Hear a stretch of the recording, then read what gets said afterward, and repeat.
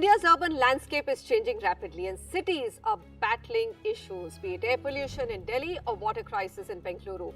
Now, this brings forward the urgency for better planning to ensure a decent quality of life for everyone. Welcome to the Urban Agenda. Today we have a very special guest, Prakash Mathur, who has recently authored this book, Changing Paradigms of Urbanization, India and Beyond. We are privileged to have Mr. Mathur with us. He is well regarded as a leading urban scholar, and for all the right reasons. He has a notable career at the United Nations, has been a key advocate for global urban initiatives with UNDP, UN Habitat, World Bank and Asian Development Bank. In India, he has played a pivotal role in urban policy and planning, and is currently a visiting senior fellow at CSEP Research Foundation, and also is associated with the Global Cities Institute, University of Toronto. Mr. Mathur, welcome and congratulations on putting decades of useful experience in this very one important volume. It's a pleasure to have you. Thank you so much for this long introduction. Okay, let me quickly ask you the very first question, which is actually very surprising to whoever has been following urbanization and the population shift. We believe that 800 to 850 million people, or half the country's population, will be living in cities by 2047, 2050, take that date. You agree to that, but you also say that we are actually not urbanizing rapidly. What is this paradox? Both the statements are right. We are not urbanizing rapidly, and we would certainly be reaching anywhere between 800 to 820, 830 million people by the year 2047. When I say we are not urbanizing, we are using the overall measure of average urban growth for less developed countries over the decades, and positioning India where it is in terms of ranking along this measure. You would be surprised that even for one decade, India's rate of growth has exceeded the average for the less developed countries anytime after 1950. Our highest rate of growth was 1970 to 80 and 80 to 90, when India really, urbanization really rose by 3.7, 3.8% per annum. But rest of the time it has been less than 3%, less than 10. So it is factually that case. The narrative of which you are quite right, narrative being that India is urbanizing rapidly, I think there is some confusion between the scale of growth and the rate of growth. Surely we add roughly about 9 to 10 million people every year, and that perhaps gives the impression that India is rapidly urbanizing, but that is not the case. The second is that if you take the projections done by the United Nations, you will find that between the year 2022 or 23 to 47, India would be adding roughly about 330, 340 million people, and it is at that time India will be 50.8, 50.9%. It could be 51, it could be 49. Living in cities? Yes, by the year 2047. This transition is going to take place anyway. In fact, demographics is one of those sciences where things happen irrespective of what policies we follow. There have been very few countries that have been able to regulate it in any way. The bigger challenge for us at that time, or during these 25 years, is how to ensure that this transition from a lower middle urban economy that India today is to an upper middle urban economy that India would be in 2047. Or hopes to be. Or hopes to be. How to ensure that this transition is productive and sustainable and inclusive. That is the biggest challenge that India faces. That we face. So then my next question to you is, what are the challenges that our cities are facing currently, and what do you think needs to change for us to transition to becoming a upper middle urban economy and ensure a quality of life to everyone, which we are missing? Several pieces are missing as of now?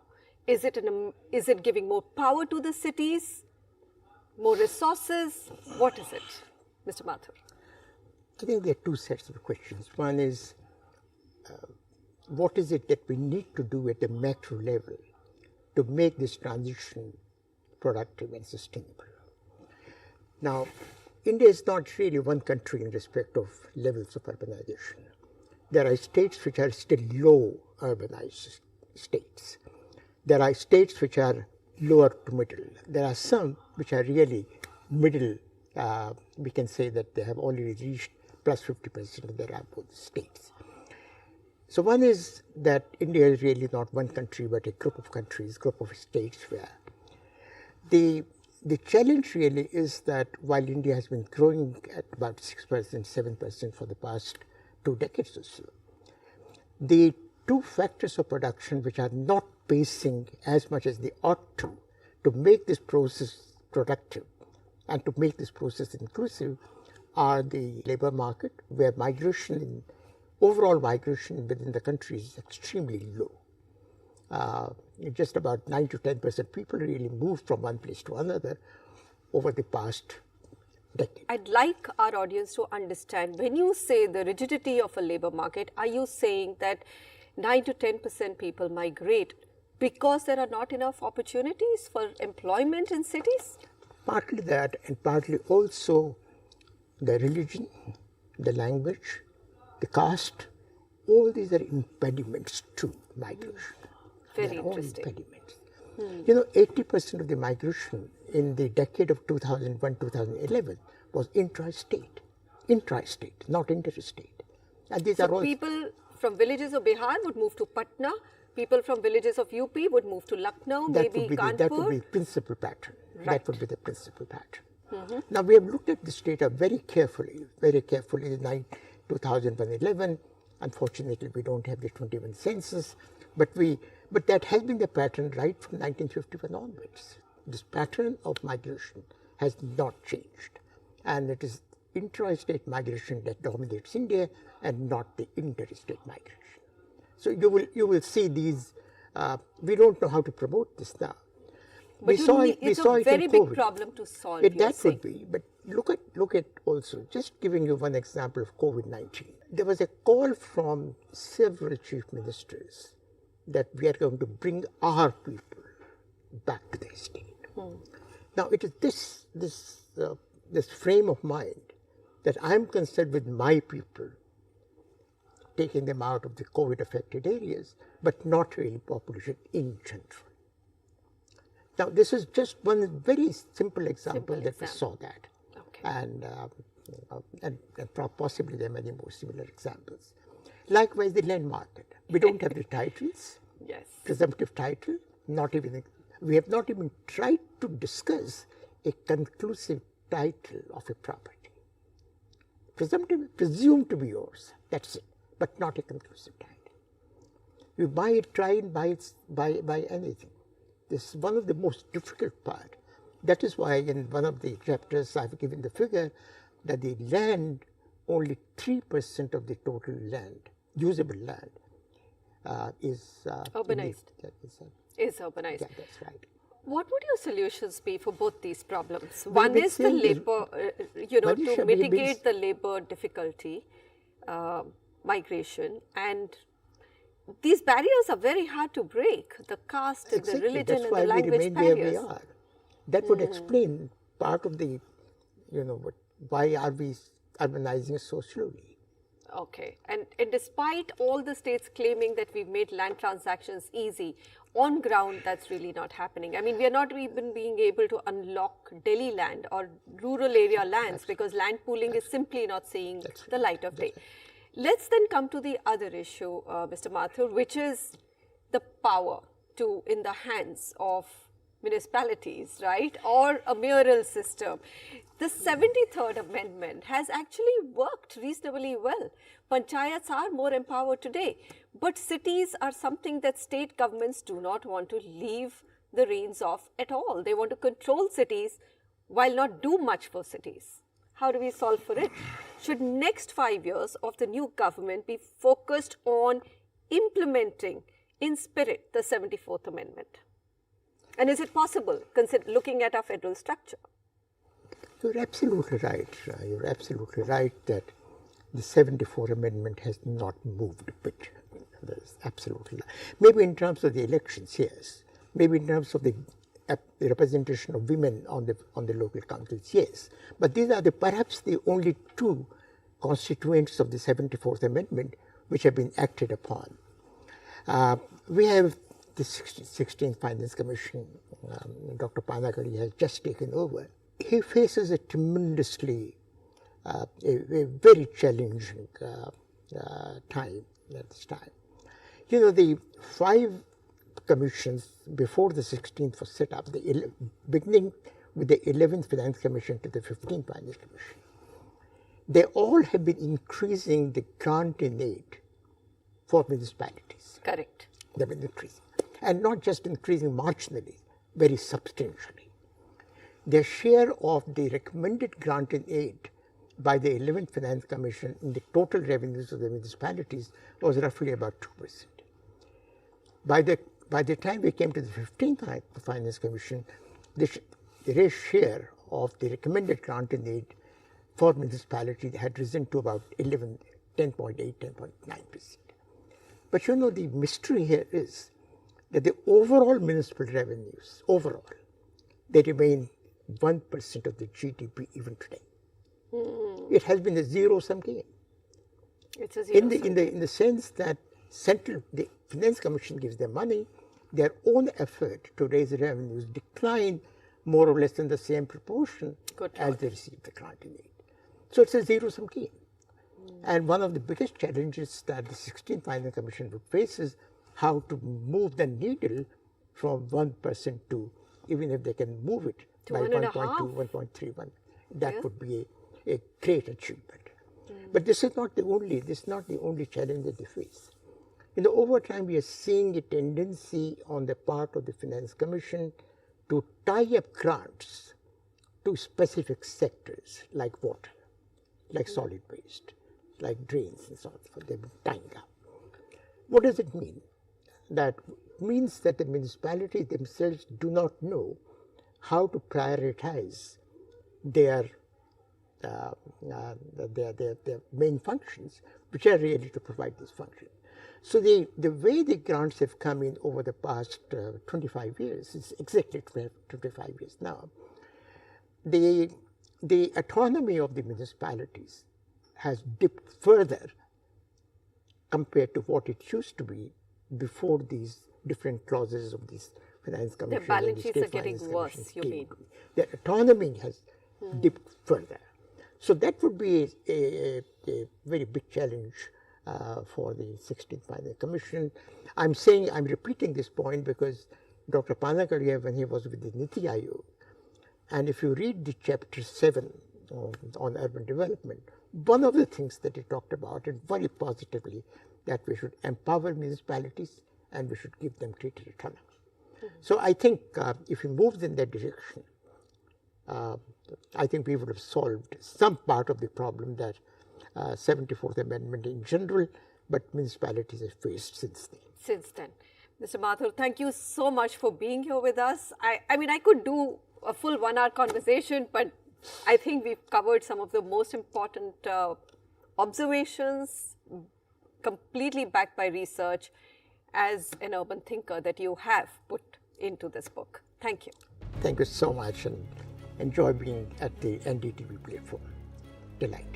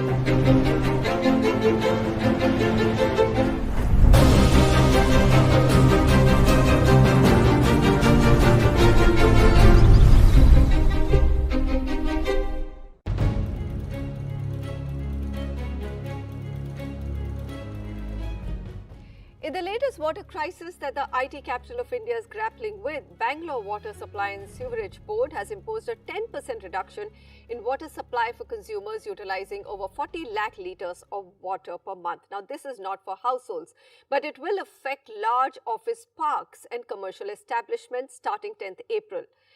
It's a much needed step taken to encourage responsible usage of water, but it is not a long-term solution for a rapidly growing city.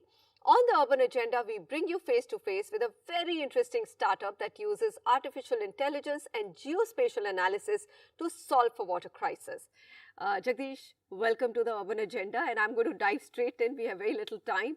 Let me ask you, what are the solutions that you've been able to bring to enable more groundwater in a landlocked city like Bengaluru? All right. So thanks, Manisha, for having us on the show.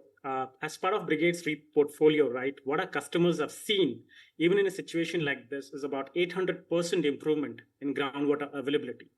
That's thanks to the plug-and-play solutions that we basically have. While improving the groundwater quantity, what we have also done is reduce the TDS as well as improve the water quality by leaps and bounds as well for our customers. So that's something that we have delivered even during harshest time like this in Bangalore. Okay, but I haven't understood, what do you do? How do you make that possible? It's a combination of various technologies that we use, starting from geospatial mapping, studying the larger area, doing field analysis, which is further complemented by something called mathematical modeling of the subsurface, as well as simulation, software simulation that we do. So it's a combination of all these things to basically identify the right aquifers that have storativity and recovery solutions that can not just recharge the water, but also give you the water back, right? See, today, one of the key challenges that realtors face, and if you ask them this question, is everyone is doing recharge. But if you ask them, where's the water going? Nobody has an answer to that. So we tell you those specific aquifers that have those storage capacity of crores of liters that can also give you back the water in the needy times as well. Okay. You know, there's a duality in Indian cities. For example, Bengaluru made news last year for flooding and this year for water crisis. And this is something which happens in a lot of cities across the country, right? Are you also solving for flooding? Yes, we do that. And let me just give you a brief insight about what's the reason behind this as well. Everyone's blaming concretization. That's partly responsible. We do acknowledge that. But over the past 60 years, if you basically look at it, right, the way we leverage the land has drastically changed. Where there could probably be 100 houses, today we have a capability to probably put in like 1,000 houses vertically. But the way we manage the water, right, has not changed literally. And unless that basically changes, we will have these flooding issues, right? So one of the things that we also do is something called, we leverage this platform that we have called flood management platform that can naturally send the excess water into the deeper aquifers and the storage zones, which can then be used during the tough times like this. Okay, so this is happening at a project level. Yes. Explain to me what has been the deployment so far, whether it's by the real estate fraternity or the government, who are the two most important stakeholders who are building our cities. Right. So real estate fraternity, in fact, has welcomed us with open arms. I would say that because they have seen great value in what we deliver for them. Reducing the number of tankers, improving the IGBC ratings, improving the recharge rates by 800%, solving the flooding issues, seepage, basement uplift are some of the values that we have delivered to them. But with government, yes, we are still trying to make inroads, trying to connect to the right stakeholders. And I'm sure we should be able to do that given the current scenario in Bangalore. And once we do that, we'll not only create smart cities, but also sustainable cities. Okay.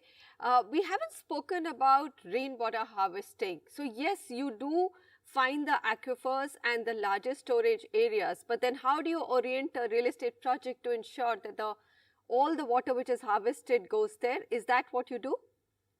So this technology is quite different. Let me just give you an insight and a brief, brief talk about that. See, let's look at where we stand today, right? The current landscape. Today, when there is more rains, if you just go to any project of most of the builders, right? When there is more rains, as it is happening with climate change, most of the rainwater harvesting structures that you have are overflowing with water. At the same time, during summers, there's no water. So we we don't have water crisis, we have water management issues, right? So until unless you create those structures that can store large quantity of water, and then you connect that to those specific aquifers that have, through filtration, connected to those specific aquifers that have some really nice storage zones that are non-leaky in nature, where the water can be sent and then retrieved, we will always have this recurring issue of water crisis. Well, all the power to you and your team, and I hope there's much larger deployment. You are in Bengaluru, the city is facing water crisis, and I hope more people call you to figure out how to recharge their aquifers, their groundwater resources, and make that problem go away forever. Thank you. Thank you so much, Manisha. Pleasure. We are anchoring our hopes on innovation and tech-based solutions to address the pressing issue of water management for India's growing cities. We are at the start of a very harsh summer. Thank you so much for watching, and goodbye.